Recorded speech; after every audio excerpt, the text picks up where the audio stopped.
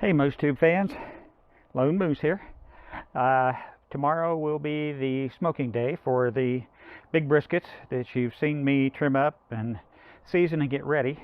And this is the equipment I'm going to be using to smoke it this time. This is the Weber Smokey Mountain series smoker. It's 18.5 inch. They also make a 22 inch. And in fact, I think I saw one the other day. It was like 15 or 15.5, a smaller one. For my purposes, I would recommend going no lower size-wise than this 18.5. In fact, if I had the opportunity to get another one, I'll get the 22 inch. Gives you a little more surface area to work with, and you'll see why. That's one of the reasons I had to cut the brisket into two pieces. As I always say, I get no sponsorship from Weber or any of these other products that I'm showing you. This all comes out of my pocket. It's just doing something that I truly enjoy. It's one of my absolute favorite hobbies, trying to get the cord out of your way in case it's in the video. So I want to kind of run through the Weber Smokey Mountain here for a minute, what I'm going to be using for materials to do the smoking with, and then talk to you a little bit about what's called the Minion Method. And that's how you line up your charcoal to get things started. So as you can see right here, this device has three sections. A top section, which is the lid. A middle section which holds the water pan and the two cooking grates, and I've actually added an extra row of bolts in there where I can put a third row in if I want to, if you're smoking a lot of chicken wings or fish or something like that. So it's kind of a modification. And you can see the aluminum foil on the water pan. That's an absolute, people. I've messed this up so many times and it's so hard to get clean because as the liquid in there evaporates from the charcoal and the wood smoke, you've also got the fats dripping down into it, and it makes an absolute mess near the end when you're running out of water or whatever you put in your pan, and it bakes it in and it's really hard to get out. So do yourself a favor right up front for the water pan, cover it with foil. Then there is a bottom section that consists of the charcoal grate, and you can see mine's really pretty well beat up. And a charcoal ring. And that charcoal ring is real important when we start setting up the Minion Method here in a minute. I would like to point out that the Weber is a very heavy-duty grill. I've had this one for at least 10 years. I've had to replace the grates in it once, and I need to find me a source for the bottom grate for the charcoal, because it's all but rusted out. You've got one vent on the top, three vents around the bottom that you can use to adjust your airflow. And then when it comes time to add more charcoal and wood, this is your access panel. This thing sets out in the weather. If I can get this to catch again, where'd it go? Used to have cover on it, but this Texas heat and humidity just dried it up and it crumbled away. But the powder coating on this is so good. That's why it's lasted this long. Like I said, it sits outside all the time. I've got one more just like it, and doing heavy smoking. I'll also be using this same setup for doing the pork butts here probably in another week. I'm also going to be using a new product here that got from Amazon not too long ago, the B4 remote smoker thermometer. It's got 4 separate probes in it, so you can actually run one probe for your smoker temperature and up to 3 probes into different kinds of meats or whatever. So I'm going to try this out. I haven't had it out of the box yet or read the instructions. That'll be tonight's project. And I'll do a review of this. This will be the last installment in this series once I'm all done. This device is a charcoal chimney. If you look inside, it's got a grate in it and holes throughout the side. One of the cardinal sins in smoking is to use charcoal lighter inside your smoker. You'll have that petroleum odor in your smoker for as long as you have it if you do that. So you really want to not use charcoal lighter. What you do is you fill this up, and I'm going to fill it probably around half or 2/3 full. You fill the bottom with newspaper, come through the side with a flame, light it, and as the paper will get the charcoal started, and it'll start itself up through the pyramid, just like you would do in a charcoal grill. And once the charcoal is grayed all the way to the top, you've got your charcoal set up in the Minion method inside. You dump this in the middle of the top of your Minion pile. And what it does is it actually essentially cooks itself down over your wood chunks and your charcoal. And you should be able to get somewhere around 3 to 4 hours out of your first batch of charcoal doing this.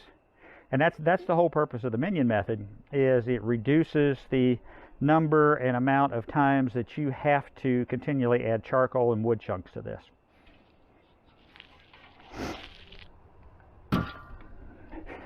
So I'm going to show you how to set up the Minion method now. So basically you have to open your smoker up.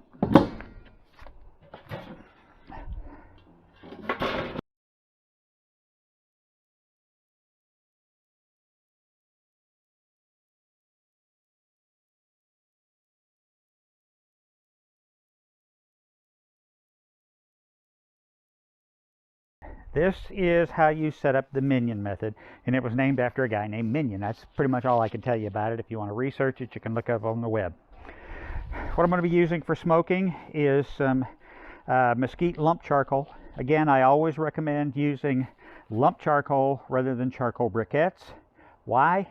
You got to look up a video on YouTube about how Kingsford charcoal briquettes are made.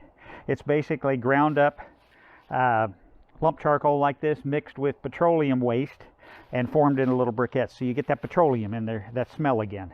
So we don't want any of that. This is just basically pure wood. I've dumped some in here, and what you do is you basically line it up around the outside. And pardon my allergies, but Texas and I do not get along in that regard. So I'm always either congested or runny-nosed or something. May put just a little bit more in there. You don't want to make too much in here, at least not in this time of year here in Texas, or you will have far too hot of a fire and it's very difficult to control. So you get your charcoal, if that little piece will cooperate, lined out with a hole in the middle. Then you take some of your wood chunks, and this is mesquite. I'm going to be using a combination of both mesquite and pecan. I'm going to start with mesquite and then add pecan as we go. Pecan's kind of a Texas staple in the smoking wood arena. So put two, we'll call it 3 pieces in here. All right, so that's how you're set up with the Minion method. Then you use your chimney, like I showed you. I'm going to go about 2/3 full with charcoal. When it's hot, then you dump it on top of here. Now this is where you got to move kind of quick and have everything in place. And already have your water or whatever in the the water pan. I usually use either apple juice, or back when I could still drink beer, if I'd bought some craft beers that I really didn't like the taste of, I'd put the beer in there. Or you can use plain water or whatever it is that you choose. The whole point is to help keep the moisture content up so that your meat you're smoking doesn't dry out. So you want to have your liquid in your water pan, your vents set. As soon as you dump that charcoal on there, then you take the bottom piece, set it in place, put your meats on, get your probes in there, set your lid on. Now I start most of my vents at about half open, and I really watch that temperature, and as it's getting close to the 225 range, then I'll start to close them off a little bit, because your ideal smoking temperature for pork butts or for brisket is in the 225 to 250 range. And your briskets, you want to smoke it to an internal temperature of around 180 degrees. That will make it very soft and tender. I mean, technically it's done at 170. It'll continue to rise a little bit, but if you run it to 180, you'll get to about 190, and you'll have that more of a melt in your mouth flavor. Sometimes you can run it 195 if you want. Brisket really is not a meat that's meant to be cooked medium to rare or any of that kind of stuff. Medium well should be your minimum, and I've never run across a barbecue place here in Texas that serves anything but well done. That's what it is. and that's what gives it its flavor. All the fat that's in it that you saw me working on gives it its juiciness. You get that internal temperature up to, you know, the 190, 195 range as a final, and it'll just pull apart and melt in your mouth. That's what we want. So I'm going to wrap this up. That's what the Minion method is. That's the way you should be setting up your initial fire in here. And then from there on out through the duration of your smoking, you add additional wood chunks and charcoal as needed through the little access panel in the front. Keep your temperature, like I said, 225, 250, and you will be good to go. You know, if you like this, please hit the like and subscribe. That's what keeps me motivated to make more of these. It's something, this has been a passion of mine for decades, and I really enjoy sharing it with you all. So I hope you have a good day, and we will see you tomorrow. I'll be up about 6 getting this fire started. I'll do the first video filming when I'm ready to plop the meat on the smoker and plug in the temperature probes. Hope everyone has a good day, and I'll see you tomorrow.